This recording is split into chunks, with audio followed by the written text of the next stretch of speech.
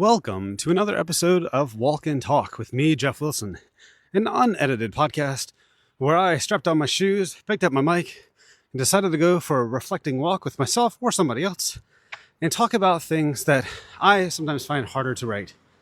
So if you feel like getting some exercise yourself, put on your headphones, put on your shoes, and come outside for a walk with me. It's winter here in New Zealand, so I'm sure you could do it too. I also live in a very hilly area. So whenever you hear me pausing and taking a breath, it's probably literally what I'm doing as I scale the hills of my neighborhood. And today I wanted to talk about being late, chronically late. Not like by hours, more like a few unoptimized minutes that I thought I was optimizing. This particular reflection will be probably familiar to anybody who has been diagnosed with ADHD like I have, or has long suspected it. It's not exclusive. It's definitely not our own little thing, but I know it's a trait I have well embodied. This morning, and what made me want to record this today is because I went to go see a chiropractor, and as usual, it's like, oh, I just need to show up at 10:40. It's about a 20-minute drive. I got it, or at least I thought it was, roughly a 20-minute drive. I made an assumption. That's risk number one, is thinking I have more time than I do.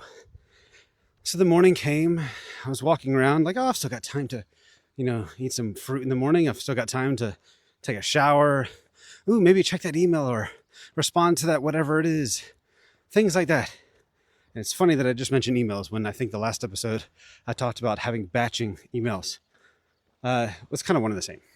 Anyway, I suddenly realized though, wait, what time actually is it and when do I actually need to leave?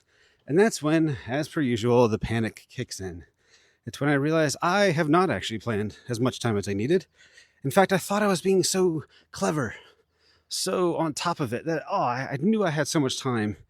But it always seems to surprise me. And one might say, why am I not learning from my lessons?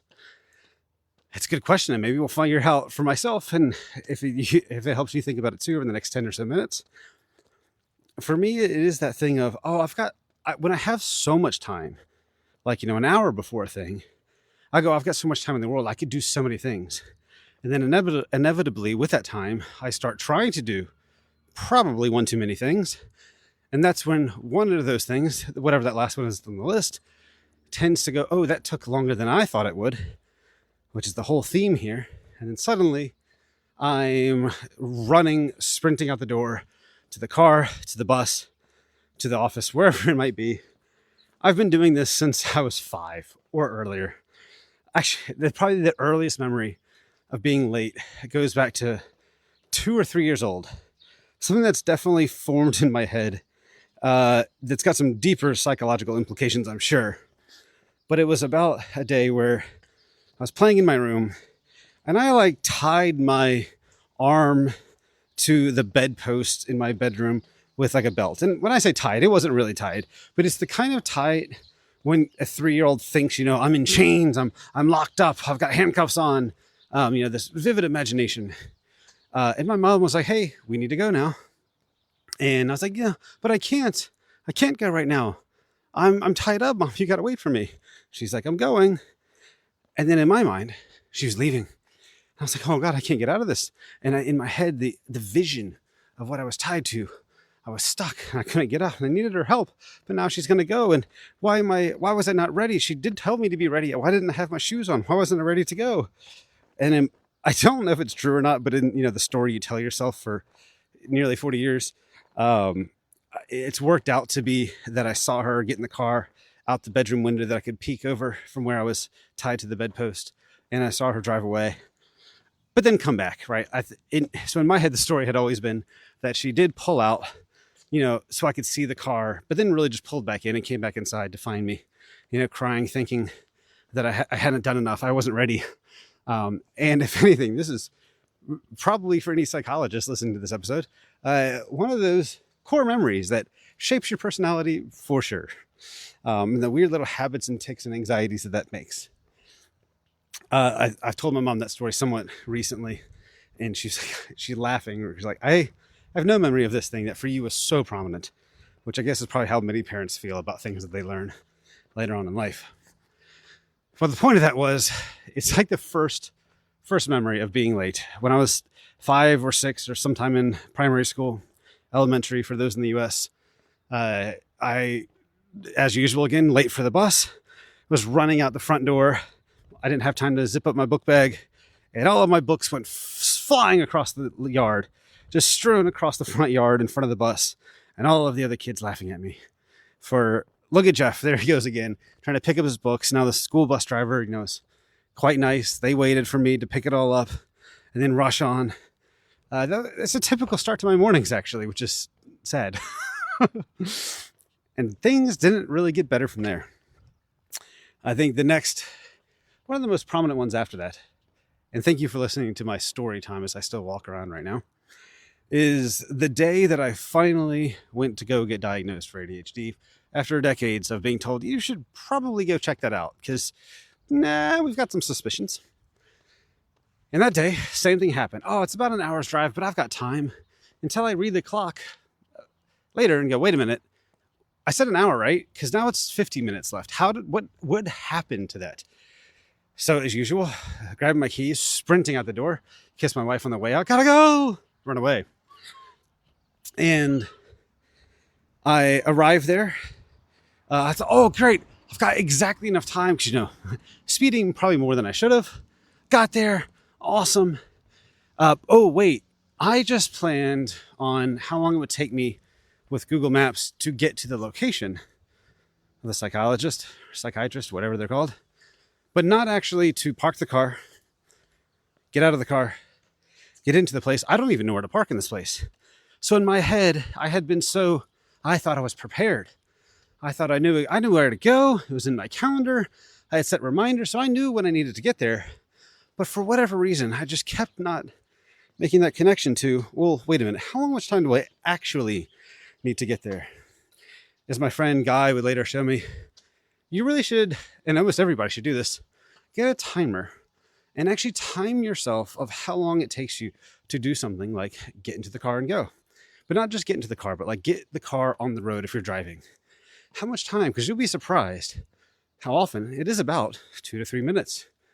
There's your shoes, your keys, locking the door, walking out the door, getting into the car, seatbelts, all of that adds up in those micro ways that you don't really notice. So on that day of the diagnosis, I had gotten there late, realized I couldn't park near, like right outside the door, drove down the hill, tried to find a spot as fast as I could, get out of the car, sprinting up the hill, sit down in the chair and start just like talking at 1,000 miles an hour to the psychiatrist, there to assess me for ADHD because I didn't know how much time we have in the appointment either. So that same trying to be optimist, like trying to be an optimizer brain, just talking at 1,000 miles an hour going, well, I don't know what he needs to hear. So let me just throw everything at him and talk about it. And he just took his little clipboard and pad of paper and his pen and put it to the side and said, Jeff, you've got time, but I think I already know everything I need to know. I think that story's kind of fun. I like telling it. Now you would think with medication for ADHD and stuff that this would change, but nearly 40 years of habits do take a while to take effect of changing them. Like what I can do now is I am more able to recognize these traits and these things that I do. And I'm able to sit longer with, books and other podcasts and things and try stuff out and try to set challenges for myself. There's ways I can think that I didn't used to be able to think in some ways. It's more just patience almost.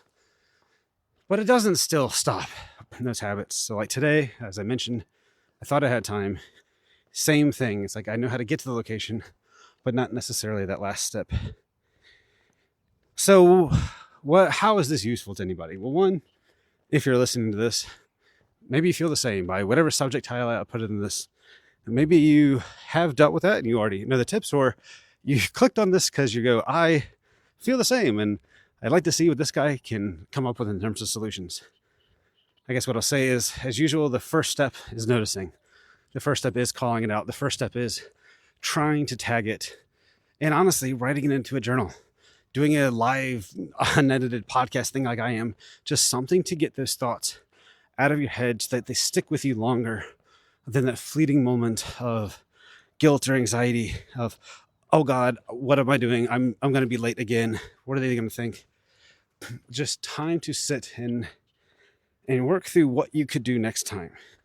And so going back to, again, my friend Guy's recommendation is what I can do better is one, time again, how long I need to actually get in the car to go somewhere, but not just time it, then bake that into my estimations of when I need to leave.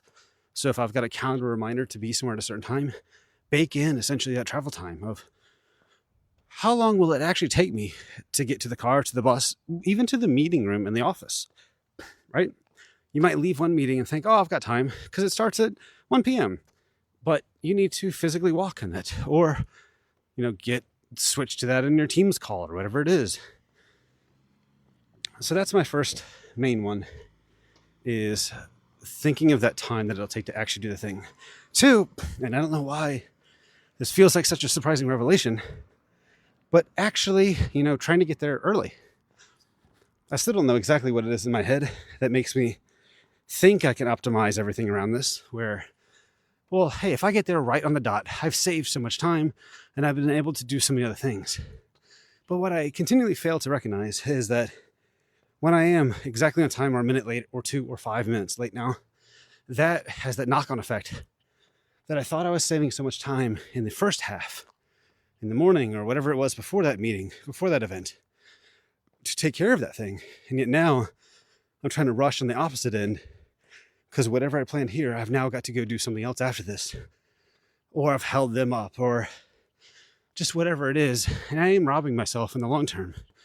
Like, there's no harm in getting somewhere early. I'm not talking 5 hours early. To my wife, if you're listening to this, I know you love to get to the airport like 4 hours early, which is 1 hour before check-in even opens.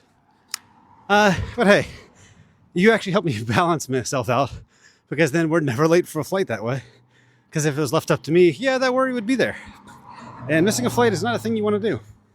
It costs a lot. So that's my reflection today. I don't have as much of the, insight in terms of the foolproof methods for getting out of it or changing my behavior. And maybe some of you listening could comment and tell me what's worked for you. I can tell you that just do it is never really a viable solution.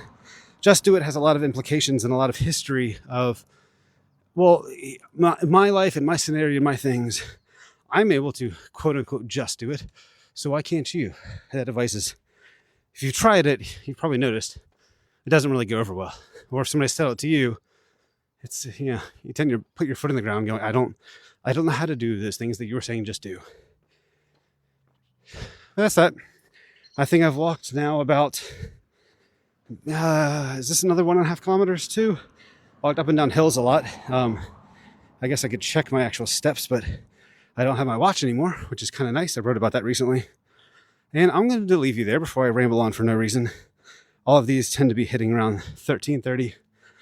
And before I make anybody else late, or myself late for whatever it might be next that I haven't thought about, I'll see you again next time. I hope you enjoyed your walk. Now come with me on another one. Of course, one more car has to pass me at the very end.